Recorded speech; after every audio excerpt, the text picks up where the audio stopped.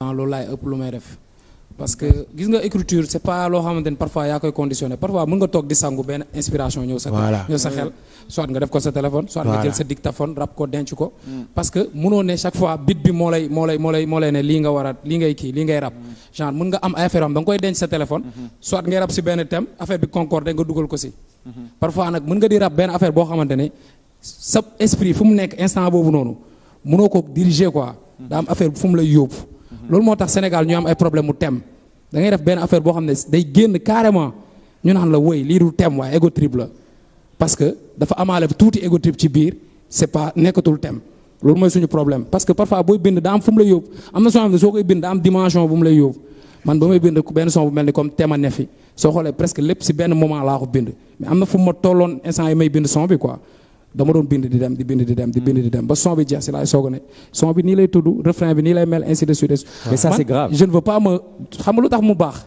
parce que doo kalew si dara. effectivement artiste da nga war a ubbeeku. suñ la woowee studio tàkk nga def suñ la woowee fii tàkk nga def parfois am na soo xam du ma ko bind damay ñëw rek di def di teg ba mu jeex. am na yoo xam il faut nga polyvalent tamit il faut ngay mën a parfois deuxième couplet bi ngay njëkk a bind parfois il faut ngay mën a def lu nekk. man nu laay liggéeyee quoi damay bëgg di pare à chaque moment lu mu mënti demee may pare à chaque fois parfois nga njëkk a def refrain parfois nga njëkk a def couplet parfois nga am affaire yoo xam da nga koy teel a commencé nga ne lii su ma ko wàccee woon si lay dàkk wala nga ne li ma wàccee ni su ma ko yéegalee si lay dàkk ainsi de suite il faut nga nekk artiste quoi. man ça t'arrive toi aussi la même chose. waaw moom la bon en fait mooy li may expliqué léegi quoi. man en fait li ci ëpp ci genre yoo xam ne damay xam seen thème doo ko bind mooy genre yoo xam ne ay featuring lay doon wala genre yi may joob ak nit. léegi da ngay ñëw ñu ne la sound bi dañu bëgg ñu def sound par exemple ñu ne lañ def sound maag yow mais ci lii lañ koy def man en général noonu li ci ëpp ci man noonu la titre yi di génnee mais man damay ñëw bind des fois beat bi dama fu may guidé ma bind ba pare def refrain teg ay couplet déglu ne lii la gën a méngool pour ma rarement laay programmer thème après ñëw rap te loolu des fois c'est des moments yoo xam te ne ay moments yuy bon lu très rare la quoi pour dire vrai. Elzo parce que aussi il faut être naturel quoi. Elzo li ma bëggoon wax mooy temps yu yàggee bu ñu doon jënd ay cassette wala yooyu da ngay gis face A par exemple son numéro 1 mariage 2 VIH wala xawma lan 3 enfant de la rue est-ce que tu vois yow avant ngay déglu sax xam nga ne son bi mbëggeel lay wax bii mi ngi wax ci taalibe bii mi ngi wax ci sida wala est-ce que tu vois alors que évolution moo am ba nga xamante ne ñun ci benn son rek léegi. mun nañ la ci traiter thème yu bëri li nekk sa mind ci instant boobu noonu ngay teg te man bu may bind mënuma ne rek damay tey moom damay wax franchement c'est très dinaa ko def tu vois def naa benn son jàngal ma napp wax ci taalibe mais c'est très très rare ma ne non tey moom damay wax ci son bi nii nga xamante ne taalibe yi rek laay wax traité ko ci benn son boo xamante ne ego trip la mun nga ci dégg loo xamante ne maa ngi ciy défendre taalibe yi loo xamante ne maa ngi ciy wax corruption maa ngi ciy dénoncer ay affaires yu bëri et pourtant yemuma ci corruption kese wala ma yem ci sida kese wala ci mariage kese wala ci politique kese. kon loolu Mina tu as quelque chose à y rajouter. En fait c'est juste pour wax que des fois tu sens nécessité wu wax ci benn affaire comme des fois mën nga xool comme par exemple ma xool sa bopp bi rek ma am envie rap ci benn affaire ci instant bii nii. sama bopp bi. par exemple quoi. c'est juste sama bopp bi waaye demal ci leneen benn exemple laa joxe quoi en fait. c'est juste pour dire que des fois mën nga toog ci car rapide wala nga toog sa buntu gaale wala whatever fépp foo mën a toog nga am benn affaire boo xamante ne dégg ñëw na ci sa xel léegi nga téye sa portable. wala sa cousine tàggu la ne da dem tour. voilà nga bind ci benn affaire. soo paree nga xool benn instrumental en fait bind day ñëw nii naturellement des fois mën nga toog ak instrumental mu dicté la lan nga war a bind des fois aussi mën nga toog rek nga am envie bind benn affaire après nga wut instrumental bu adopté aussi loolu quoi en fait. yéen kon am ngeen ay yëfi jinne yu nekk ci yéen parce que toog ay instrumental di la dicté li nga war a bind nga nu koy bindal ñun ñu koy déglu kon ñun ñu ngi ci ay alalu jinne lañ nekk di ko déglu chaque jour. mais loolu bu ko déggee noonu c'est pas instrumental moo lay dicté li nga war a bind. non mais c'est-à-dire en fonction des battements. Exactement. De l'instrumental. toi tu te dis que lii mooy gën a ànd ak. mooy gën a ànd. exactement loolu kay laa wax. boo xoolee ba si xool yow sax yaa koy dicté parce que nekkul yow. mais est-ce que loolu ça ne va pas créer un problème. dans la mesure où bi nga doon jënd cassette comme tu l'as dit. au préalable la personne qui écoute il sait que dina déglu ay thèmes. Ça va parler de. da ngay lire titre bi rek. da ngay lire titre bi nga xam ça va parler de ça. mais est-ce que du loolu parce que par exemple su ma nee leen woon par exemple bindal leen ma benn son ci tiers monde wala immigration clandestine. mais dina jar recherche. mu am thèse antithèse ak synthèse. mais loolu ça n'existe plus de nos jours. vous écrivez ça existe. mais c'est pas forcé mu nekk même méthode bi. thèse antithèse xaw ma lan. ak synthèse. non c'est pas forcé. pourquoi te musul nekk loolu sax xam nga lu tax parce que ñun ay artistes lañ. dafa mel ni nga jël benn tableau rek nga ne wooy lii laa ciy dessiner genre doo def loo xam ne c'est pas prévisible quoi. parce que boo demee école dañu lay jàngal ni dafa am thèse am antithèse am synthèse. léegi yow ñu bëri xam nañ ni loolu lañ jàng toi ñu jox la benn thème nga defee ko noonu. donc ana lan mooy sa artiste lan mooy def ci yow artiste lan mooy sa liberté en même temps. loolu dissertation la du parce que texte rap. exactement foog nga am liberté. texte rap en quelque sorte dissertation la. non Pape Sidi. pas forcément. poésie la man personnellement du ma bëgg di bu am def dissertation bu amee thématique bu bien donné. non mën nañ si bañ a d'accord man ak yow. mais bu dee loolu la kon na professeur yi rap.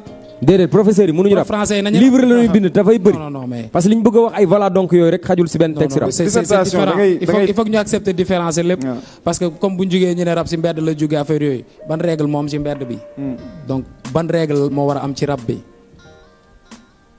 et tout ce qui est donné par dissertation rapport moo am règle ñu ne la introduction développement conclusion comme li ngay wax thèse antithèse synthèse loolu amul ay rime mun na bañ a am figure de style da ngay wax li am joxe say argument défendre ko joxe ay exemple mais poésie lu ne ba pare poésie wu rap surtout ci boppam amul lu ne mi ngi ci da ngay wax foog mu am ay figure de style yu nice mooy recherche écriture exercice de style yi ma la doon wax ba pare mun nga jël exemple ci lu nekk mun nga sax créer ay mots wala wax ay mots yoo xam ne waxu mbedd bi la alors que dissertation boo koy def mots yi nekk ci dictionnaire kese ngay utiliser mënoo utiliser ay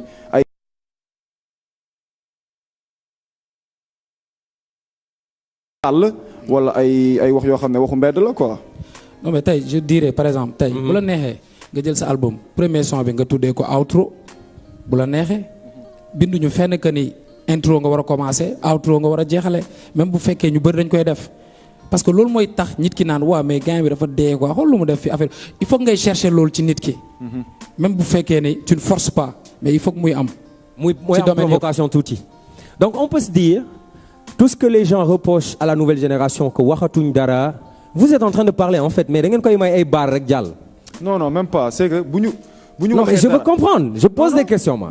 ça peut être bête mais la réponse peut être pertinente quand même. la réalité c'est que suñu album boo ko dégluwee sur 10 titres ego trip yi li ngay wax du thème ëppul li nga xam ne moo nekk thème mais suñu defee son ego trip wala ñu def son mbëggeel neexul ba neexul mooy yi ëpp buzz mooy yi ëpp exposition su ma juumul la mooy thème pour man nit ki loo wax mu nekk dëgg rek thème la. ak si lu mu mënti doon su fekkee dëgg la thème la.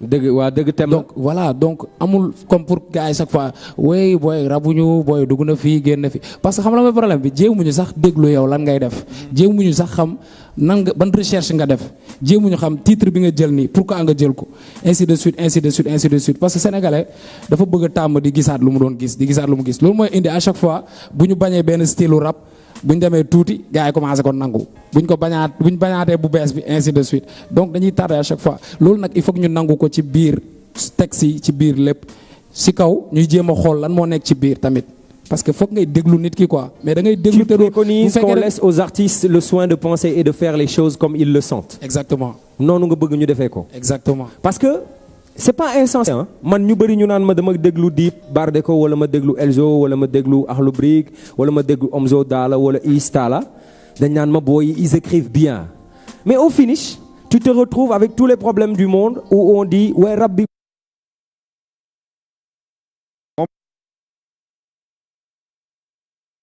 bu dee tey jii nii rap bi ñu ngi koy déglu ba léegi ñu ngi fiy def ay scènes yoo xamante ne gëjoon na fi am wala yoo xamante ne sax musu fi woon am donc comprendre nañ ñu je pense que ñi fi toog nii tey comprendre nañ ñu wala. comprendre ngeen ku fen da ngay dem safara. dina am tout le temps. ok dina am tout le temps ñoo xamante ne ñoom dañuy peut-être nostalgique wala dañu bloqué ci benn époque boo xamante ne ñoom bëgguñu leneen lu ñëw lu bees après loolu mais loolu boo ci bloqué.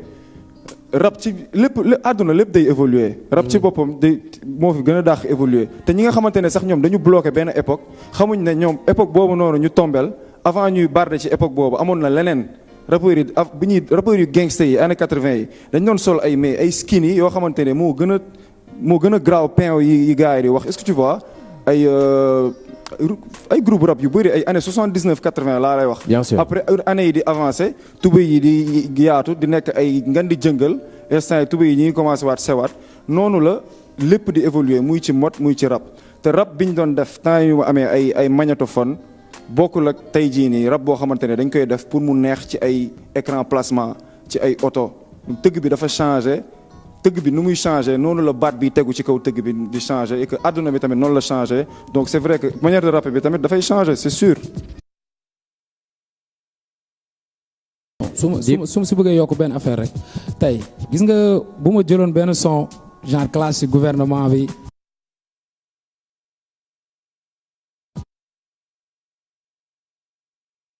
wala ma woy si Sida wala ma woy si genre benn affaire boo xam ne thème la comme sénégalais ni ñu koy waxee lu son bi yomb dañ koy bëgg parce que dañuy naan dafa wax si thème lu son bi nul côté écriture dañ naan waaye kii lu muy wax am na solo way musique bu yeetewul dugg na fii génn na fii mais ñun man personnellement calculé wu ma loolu xam nga la laay def li nga xam ne moom laa fil en tant qu'artiste te loo xamante ne message bu may jéem yóbbu ak lu bees lu ma mën a apporter par rapport ak yeneen gars yi ñem lu ñuy def mais da ngay gis benn waaye bu ñëw di la wax affaire yoo xam ne peut-être yow sax xam nga ko il le fait pas difficilement après ñu naan voilà lii mooy rap booy lii nii mooy rap exemple boobu rek sa close na lépp tey su ma ñëwoon xëy dem studio léegi def benn son clash Macky Sall wala ma def benn son wax si benn affaire boo xam ne fait de société la lu mu yomb son bi lu mu yomb dinañ ko teg dañuy naan son bi nice na. Et on dira que Dip a fait ce qu'on attendait de lui. Exactement, alors que c'est pas forcé, alors que je suis pas obligé de def li nga xam ne moom la ñuy xaar ci ma. wax nga dëgg yaa moom sa bopp yaa moom sa lingom pàccalal Mina. man je crois que Sénégal dañuy jaawale ñaari affaire